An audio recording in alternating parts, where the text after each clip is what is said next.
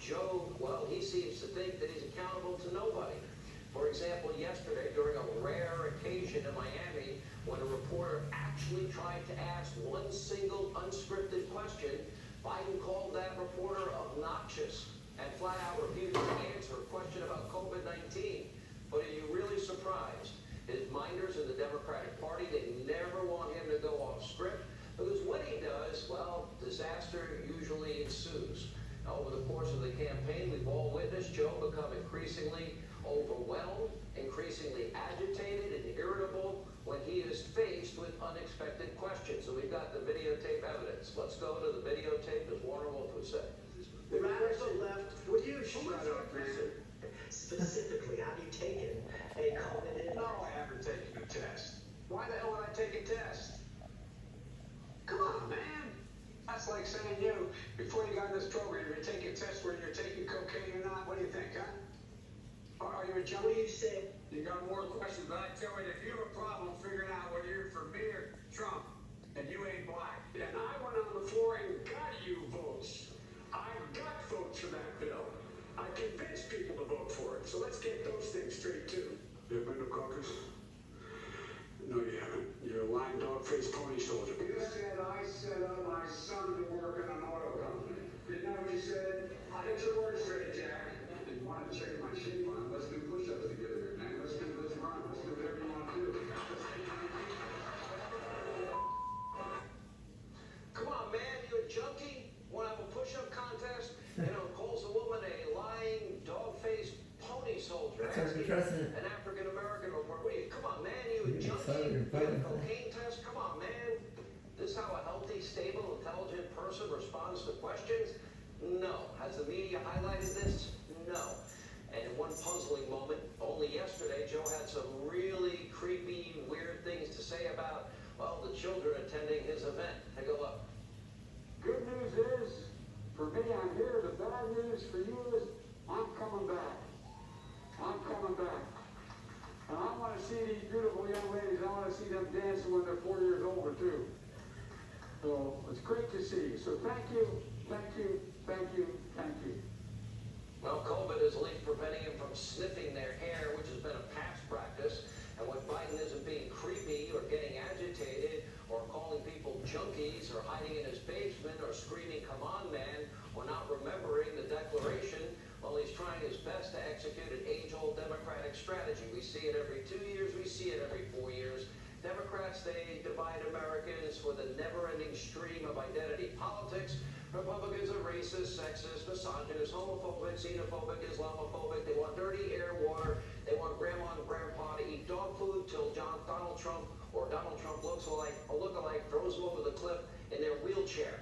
But recently, during one sloppy attempt to pander to minorities, Biden was the one who sounded, well, in the words of Michelle Obama from yesterday, racist. Take a look.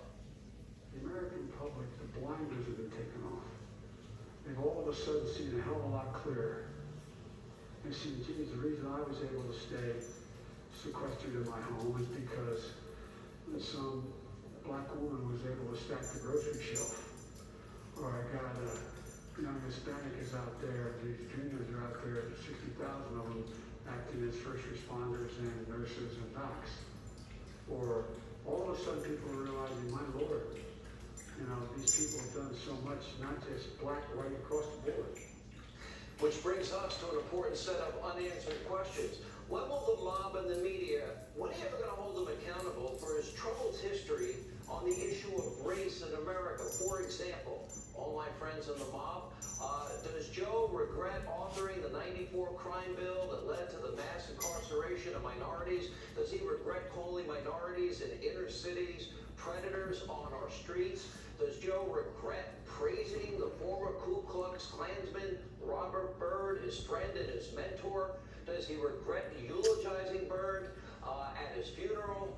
Does he regret any of that? Does Joe regret fighting against racial integration of our schools and efforting with segregationists? And by the way, again, forming an alliance and partnership with the former Klansmen to stop the integration of schools? Will any of you in the mob ever ask him why he regretted and worried that his kids would would grow up in a, quote, racial jungle if there was integration in school? Does Joe still stand by the statement, quote, you ain't black if you vote for Donald Trump? And what did Joe Biden mean when he said that the Latino community is diverse, unlike the African American community? Why did Biden say you can't go to a 7-Eleven or Dunkin' Donuts unless you have a slight Indian accent? What did he mean when he called Obama the first mainstream, African American who's articulate, bright, and clean, and a nice-looking guy? Wow, that's storybook, man. Why did Joe Biden lie about endorsements from the NAACP? Why did he lie about attending Delaware State, a historically black college? Why did he lie about marching in the civil rights movement? And despite all of those serious questions, former First Lady Michelle Obama wants all of you to believe that Donald Trump's a racist. And by the way, also want you to know that the ongoing nationwide riots that we've been witnessing with our own eyes has been overwhelmingly peaceful. No, they haven't been. Take a look. They're stoking fears about black and brown Americans, lying about how minorities will destroy the suburbs, whipping up violence and intimidation, and they're pinning it all on what's been an overwhelmingly peaceful movement for racial solidarity. It's true. Research backs it up. Only a tiny fraction of demonstrations have had any violence at all. So what the president is doing is once again patently false. It's morally wrong. And yes, it is racist. Okay, don't believe your lying eyes. Michelle Obama, this was going on all summer long. We saw what happened in Kenosha, Wisconsin. We saw Portland. We saw Seattle. We saw New York. We saw there were at least, $100 million in insurance damage nationwide, thousands of police officers injured. They were the cops getting pelted with rocks and frozen water bottles and bricks and Molotov cocktails, where many were shot, others were stabbed, many killed, and many others left with catastrophic, life-altering injuries. Would any honest, rational person refer to this as an overwhelming peaceful protest? We'll let you decide.